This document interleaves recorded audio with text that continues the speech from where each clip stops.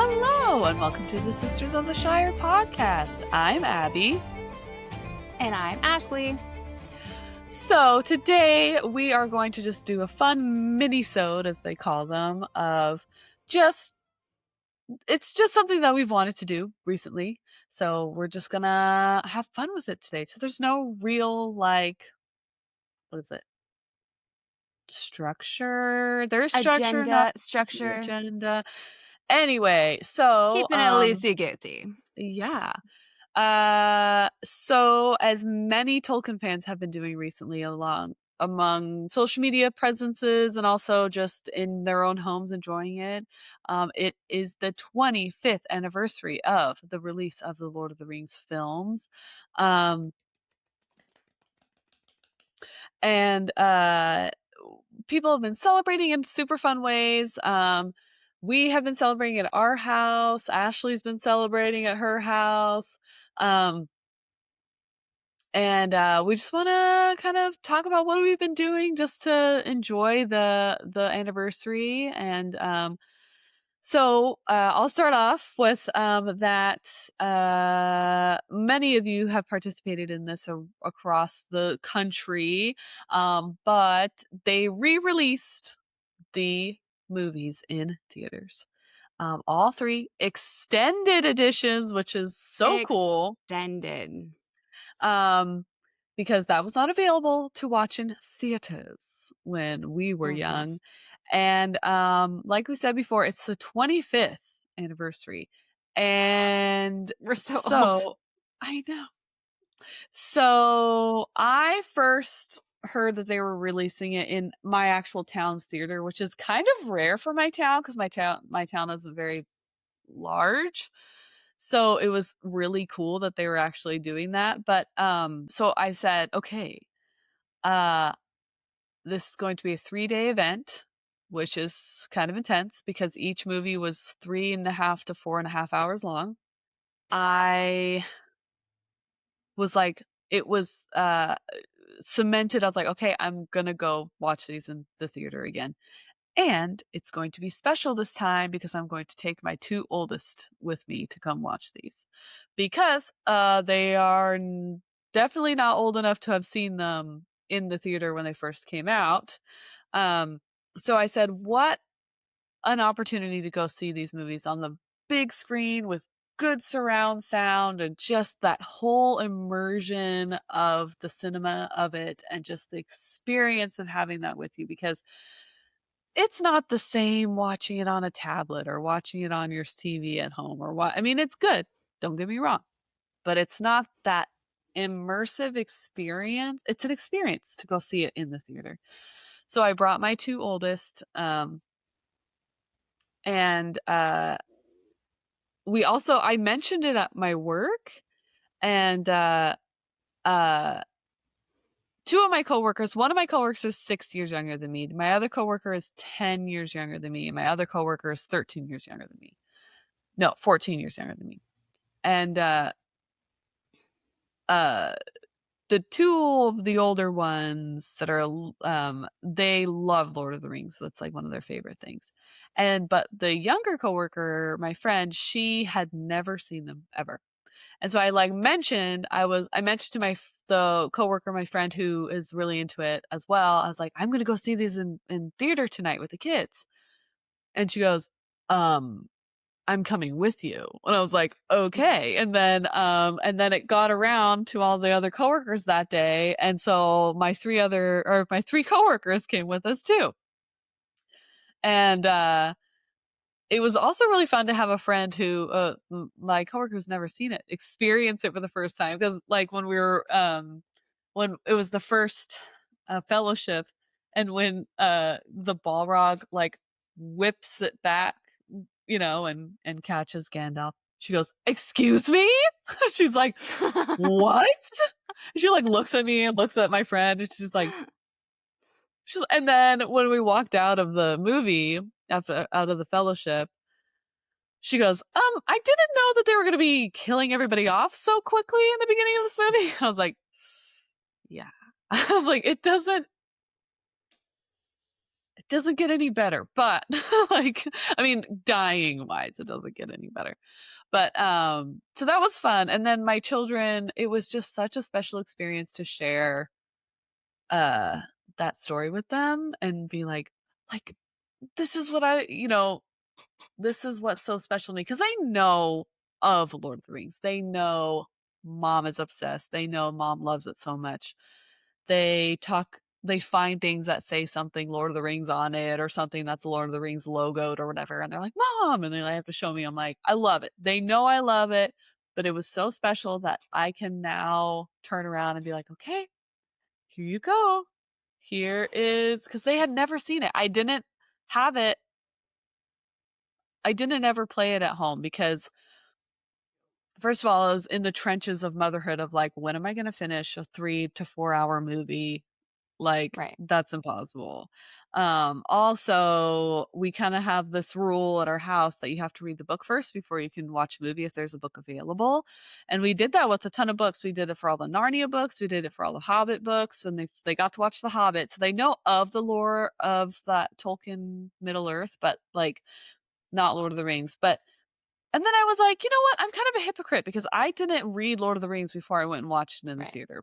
So I was like, I'm just going to go. It made you want to read it, though. Yes. So I was like, you know what? To like kind of throw them in and be like, okay, here's this thing that I love so much.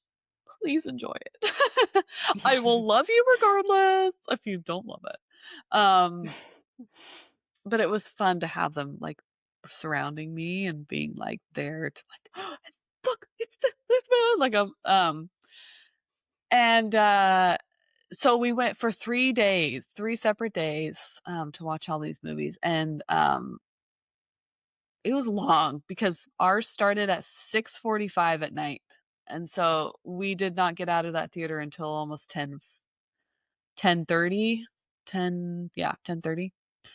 And so they were troopers. They did it, they tried their best, but they did watch all of it and they loved it. And I felt, I'm trying to phrase this in the right way, but I felt like I was like winning as a parent when we were watching Return of the King, and I'm sobbing. I sob in that movie all the time because like all of Sam's speeches, Sam crying all the time, like the hobbits crying at the end, just that emotion of it, of the impact of all of it. And I look over and my son is just crying, just weeping, and I'm just like, okay, he has a heart.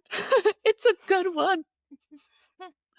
And my daughter, she was moved, but she wasn't as moved as my son, but she is younger. But it was just very like, okay, he gets it. Like he knows how special and wonderful this is. And but it was just so cool as a parent, and we watched it in the same theater that I watched it in 25 years ago, which is so weird to say out loud. I watched it 25 years ago when I wasn't very young either. Mm-hmm. I was the same age as Fox when it came out. Oh yeah. So, yeah, it was very like. You should show. So did he make those before he watched the movies or after? So in between after all the movies, he's just, that's his center of his brain now. He loves anything Lord of the Rings. He keeps talking to me about different things or asking me different questions like, Mom, what would happen if Frodo swallowed the ring? I was like, never thought about that one. Why? Yeah. But so he's been it's on the forefront of his brain right now. And my son loves Lego. He's a huge Lego guy. And he's blows me away with his like original builds, and he can just make stuff up where I'm like, I can make a square house. Is that good? I could put wheels on a brick in its car. Like, I'm not good with, like, I want it to look like this out of Lego. I can make it look like this. I'm like, ugh, no. I am the guy in the Lego movie, like, and where are the instructions? Yep, exactly. But my little boy is very gifted that he can just, like, I want to make this, and this is how it's gonna be, and I know what pieces I need, and I can make it look beautiful. So on, I think it was like last Sunday, he goes, Mom, I want to make you something. And I'm like, okay. And then he like ran upstairs, and he was out there for like an hour and a half, maybe a little bit more. And he comes and he goes, Mom, close your eyes. And I'm like, okay. And so he then gave me this, which I love so much. I love all the flowers. All the flowers. And then he even made it like beautiful in the back too. Like, I love this so much. So it's going on a place of honor on in my shelf over there. It goes up there. Yes. I was like blown away. I was like almost crying. I was like, this is so sweet. And he was like so excited to give it to me. And then literally like 20 minutes after that, he's like, I also made, and then he went back upstairs. He's like, and then I made this. And I was like, okay. And then he made me a little Baradur with the eye. I love how tiny it is, because like, yes, the $600 one, I don't know where I'd put that, but I could put this on my shelf, you know? For sure. He did make me a tree beard. I don't have it in here though. I don't know where it is. It's somewhere, but he made a beard out of like the tree branches of Lego. Like it has like a little spiky beard. It's adorable. That's adorable. I love it. And then he also made me this ring, but it's on like a cool jewelry stand. I don't know, man. The display, it's so good. I love it so much. But that's so just creative. Bragging about my boy. He's been very into it. And then my daughter, who's 10 now, we went and saw The Return of the King on her actual 10th birthday at the end. But she like I don't know how they do it, but both of them have been like, they'll just say quotes from it, like that fit into context of conversation. And I'm like, you've seen that movie one time? Like, yeah, how are you remembering these things? Like, I think it was this morning. She goes, she came down late from school to go to school. Like she came down where time was ticking. I'm like, okay, we got to hurry up. We don't have a lot of time to dilly-dally. You kind of wasted time upstairs. And I made her breakfast that she like didn't really want. And so she asked, she's like, what about second breakfast? And then like I was like, no, you're eating what I gave you. And she goes, I don't think she knows about second breakfast, Pip. And I was like, Luna, you're gonna eat your breakfast. Like we don't got time to play. But I'm like, it's so good. But yeah, it's just been so fun to just like, here's this thing that I love. Here you go, kids. I'm glad to share it with you. And I say it's part of my lore, and now you get to enjoy it. But I'm so happy that they loved it so much. And like I said, it makes me feel really old to say like the 25th anniversary. Yeah. My coworker wasn't even born yet. Gosh. I was like, okay, whatever. That's funny. But so how have you been celebrating?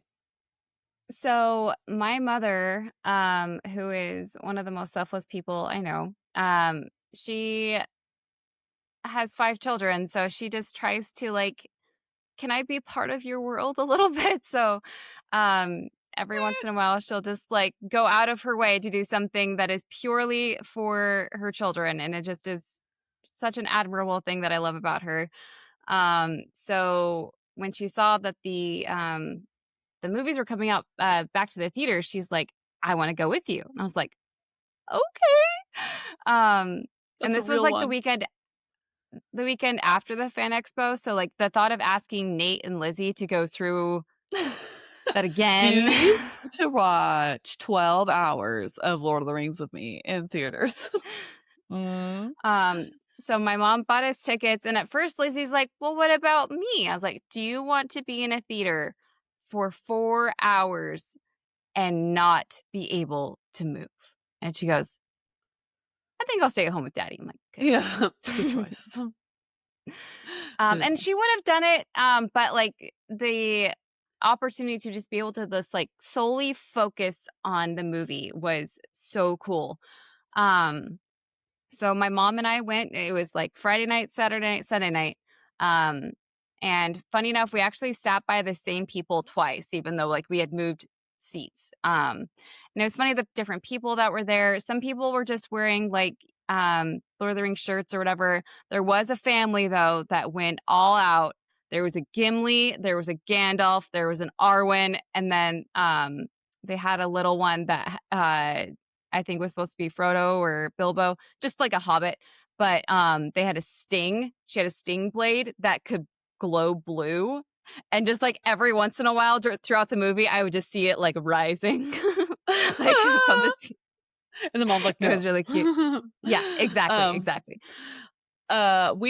It was us, it was me and the kids, and it was me first, and then the second night my mom came, and then the third night Colt came because someone had to be home watching Oakley.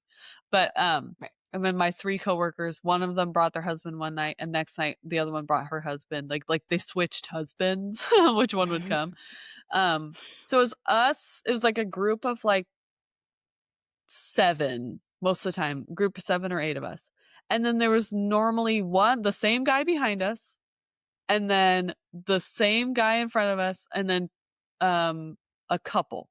And then there was like, for the first night, there was like 2 or 3 families other than that. But the rest of the night, there was only like 10 people in the theater with me and Oh, wow. everyone else. It was so empty in Ours there. were pretty full. Yeah, it was so empty in there. But I will say, there was the guy that sat behind us, breaking rules. He was smoking weed behind us, like literally smoking weed while we're watching, and the whole theater smelled. It's like, I was like, there's children in here. I was like, Yeah. So he really got to enjoy the last movie. Oh, I'm sure he did. But no one dressed ours were pretty up. full. I was bummed. Okay, I'm still coming from the generation where being a nerd was still not the coolest thing ever. So in my head, and I know it's not that way anymore, but growing up, it was a thing, okay?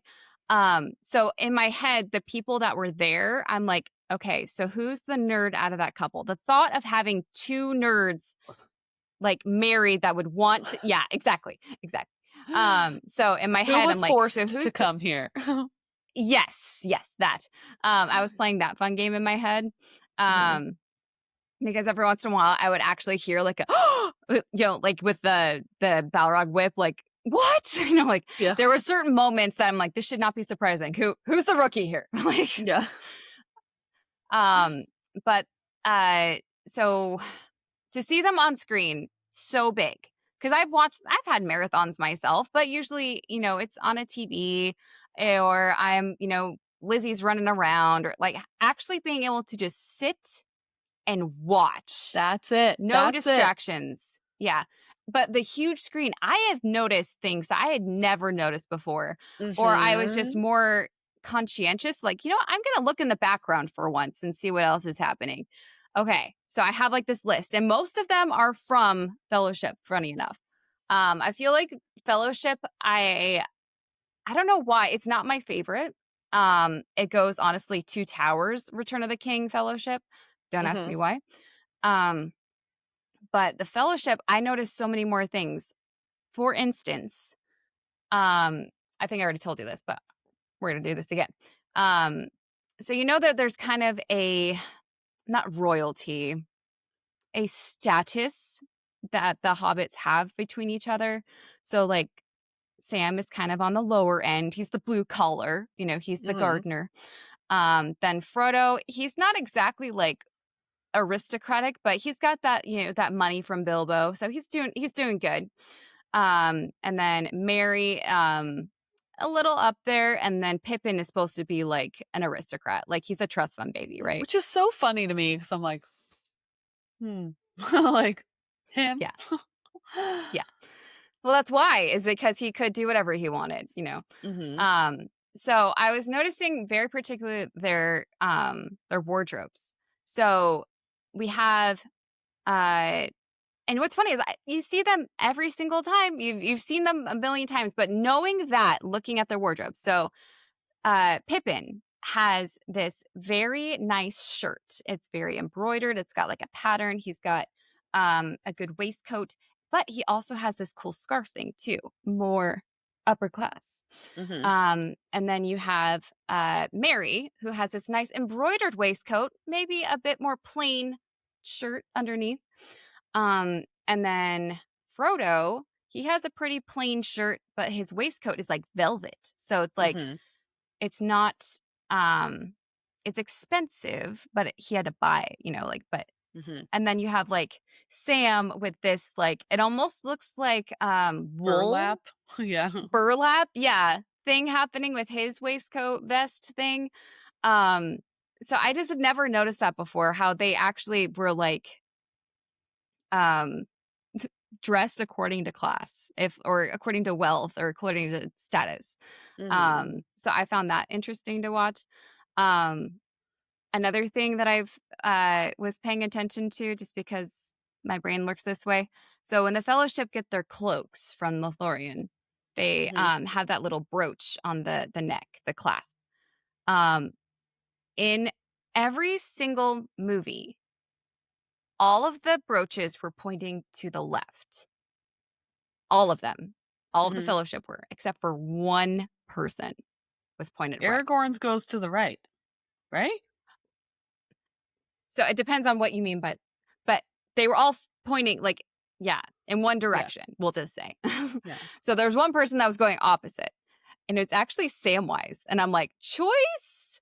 Accident? Like, I'm curious what the backstory is there. But also a plot hole that I never thought about before too is, did they have like extra Lothlorien cloaks just lying around? Did like Lothlorien just like sell them just, willy-nilly? Because somehow Pippin got his brooch back, and his, like, did Well, he picked him up. Aragorn He give it picked it back up. to him? Yeah. Right. I Did he give think it that back to him? Aragorn gave it back. Okay. You But just then at toss the it on the end, ground like, duh, I found it. but then how do you put it back? I don't know. But then at the end, all of them have their cloaks, and sure as heck, Frodo and Sam lost theirs along the way. Like, so how did they get their clothes back? I just love that they had hobbit-sized ones. Do you think that they had to like hem them really quick? Of like, okay, we got to cut like 4 feet off of these Yeah. cloaks. Yeah. We can actually make another hobbit cloak out of this other one. the hem of this Yeah. one. Another thing I noticed is, and I felt so silly that I had never noticed this before. So the brooch, the leaf of the Lothlorien tree or whatever, I'd seen it on the brooch a million times, but when they're meeting Galadriel and Celeborn for the first time, the leaves are on the ground, and the leaves are like on I the saw trees, that. like off to the side. I saw that First for the time first I time freaking this noticed time. that. I was like, oh. Yeah. And then that's what's the lembas spread is wrapped in as well. Yes. Um, For some reason, I thought when Frodo wakes up, at the very end, like after it's all done, in my head, he would woken up in Rivendell. oh. In my head. He But I'm wakes like, up no, in they have to be. Minas Tirith. And right, yeah. But in my head, for like the longest time, I thought it was like, well, he's just in Rivendell again. Speaking of Rivendell, though, there was one other thing that I noticed that I've got questions. Okay. So when Sauron has the ring, how does he hold it? Does he wear it? He wears it on his finger Mm-hmm. because he can control it, right? Mm-hmm. Isildur, when he gets the ring, what does he do with it? He puts it on a chain, wears it around And his wears it neck. as like a necklace. Mm-hmm. When Gollum has the ring, his is Mm-hmm. like in a pocket, but it's also, he wears it constantly, I think, too. Mm-hmm. When Bilbo has the ring, it's in a pocket. Mm-hmm. When Sam first has the ring, it's in his pocket. You mean Frodo? But randomly, Frodo, yes. It's in his pocket for the first, part of the dream. Until he gets a chain in Rivendell. So he wakes up. Yes, he wakes up in Rivendell and it is on a chain around his neck. Who did that? And why? Because, I mean, I think Gollum is a kind of a wild card there, but people who wear it around their necks tend to give into it. Like, it's closer to your heart, like it's more in you than in a pocket off to the side. Like Bilbo, it was in a pocket. Like, so I wonder what the correlation there, like, and Sam put the ring in his pocket too. And he, I don't know. It's just the placement of it. And I also was thinking of like Harry Potter and like the Horcrux locket. Like when they would wear it, they would like be more sensitive to it. Like, why would you want the most evil thing on like your neck, like, and close to your heart? Like, let's get it like a toe ring, like an anklet, maybe. Yeah. So I just was thinking about that. I'm like, I never thought about that before. Belt loop, wear it on a belt, Belt loop, keychain. Yeah, exactly. Yeah. I have to do it in a better way. Also, the intro scenes with Peter Jackson were really interesting. Wish he could have dressed up a bit more. I love knowing he has a cat. And that he was celebrating Christmas at some point in time. It's like, I was talking to my friend about it, the ones that came with me. I was like, it's like he was just told about this and he's like, oh, okay. Like, he's like, I got it. My agent wants me to do this. But also, like, he's getting older. It was hard to understand him sometimes, I feel. I don't know if that's just always been like that, but like, it was just kind of like, oh, he is getting older. But he was stuttering and stumbling a lot, and like, clearly you are not the actor. There was one thing that I noticed as well where I'm like, was seeing it on the big screen again, was I got to see more of the in-depth closeness of their costumes, which I love a lot. Yes. And I never noticed in the first few viewings of it that there's like filigree all throughout Sauron's helmet and his like stuff. I'm like, ooh, it's just not hammered metal. It's like pretty. And then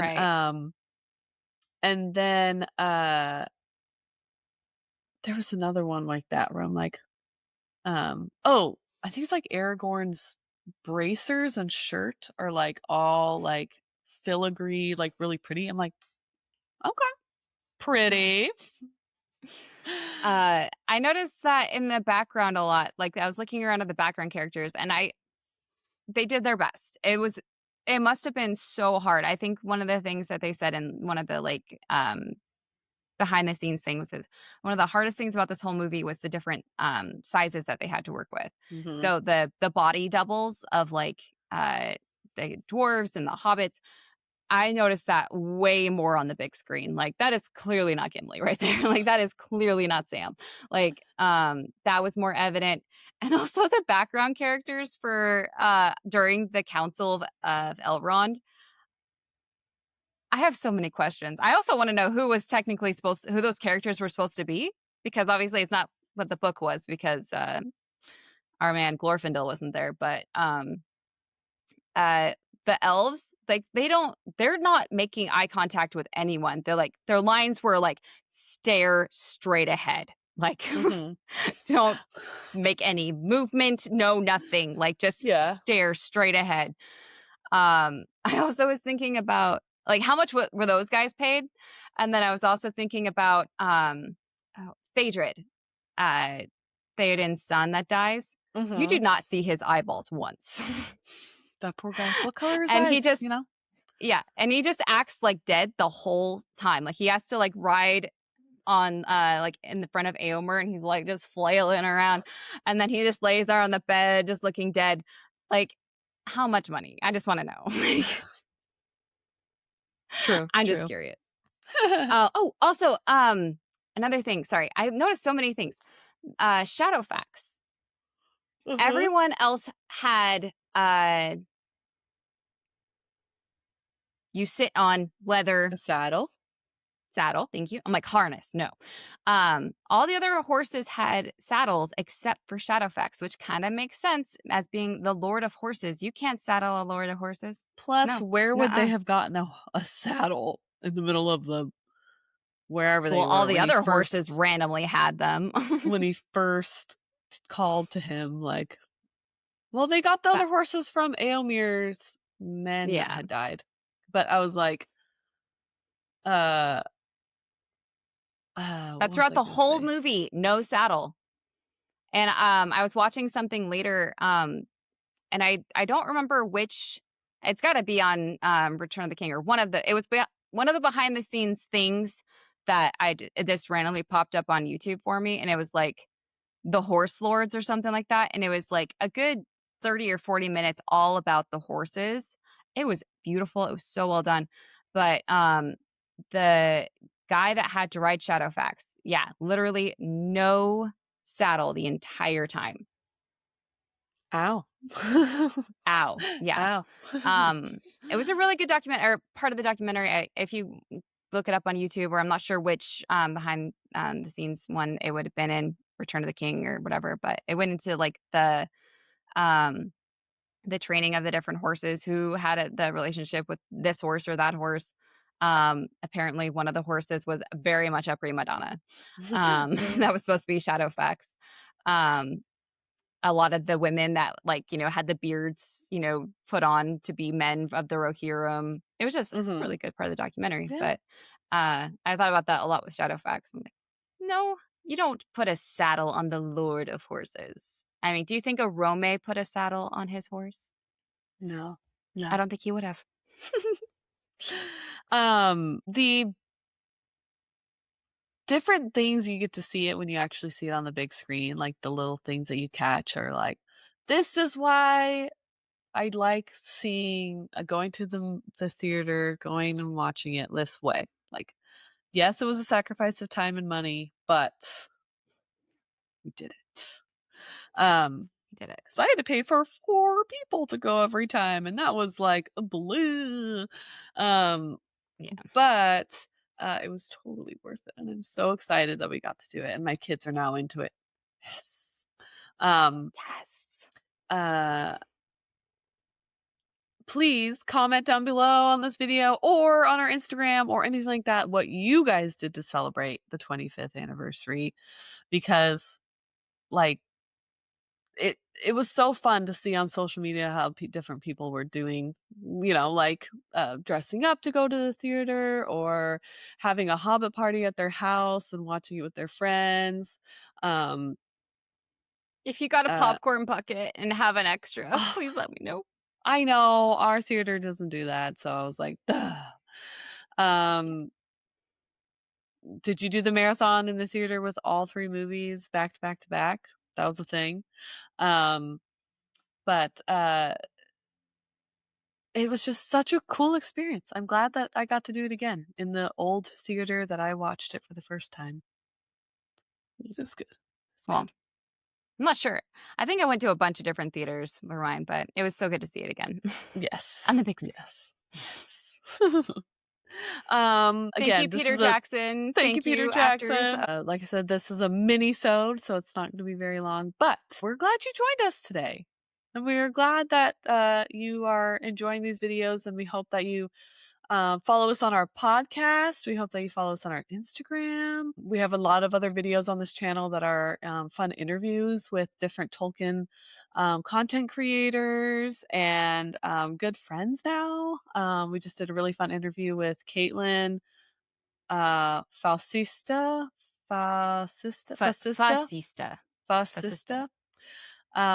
who wrote a beautiful book that's coming out this month. And you can watch that video on here. You can watch our other interviews. We have like Airplanes Facts with Max. We have Don Marshall. We have Kaya K. We've got our Patreons get to come on too and do an episode with us. So you can support us on our Patreon as well if you want to be on an episode. I was just watching Don Marshall's live actually today, and he has my 2 art pieces behind him when he does his lives. I'm like, I'm there. That's me. I did that. You're famous. I know. You know, come join us in any capacity. Podcast, Instagram, YouTube. You got this. And if you're ever so willing and able, our Patreon, that'd be awesome. We love any and all support. That would be awesome. Yes. What was I gonna say? If you have fun pictures of you celebrating the 25th anniversary and want to share that with us, we usually put it on our stories on Instagram, so we kind of get your name out there as well. Heck yes. And we're so grateful for all of you. So we usually sign it off a different way, but now I'm just going to say, hey, thanks for joining us today. I've been joining us. I've been Ashley. And this has been the Sisters of the Shire podcast. We are so happy you joined us today, and we hope you can join us next time. Bye! Bye!